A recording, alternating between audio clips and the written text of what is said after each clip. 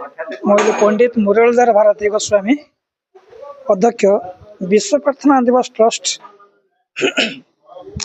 आज आमर ये मायाधर दास बाबा मायाधर दास जन्म दिवस पालन हो।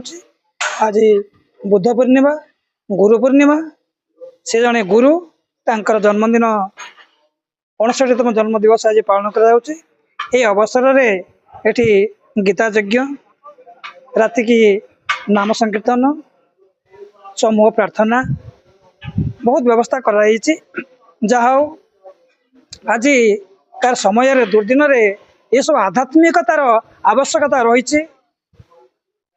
मु प्रत्यक्ष भाव कहबी मु जो दिन प्रार्थना करी विश्व प्रार्थना दिवस ट्रस्ट तरफ प्रार्थना करी प्रभु आज सिंदूर मर्यादा रक्षा करने को जाई आरंभ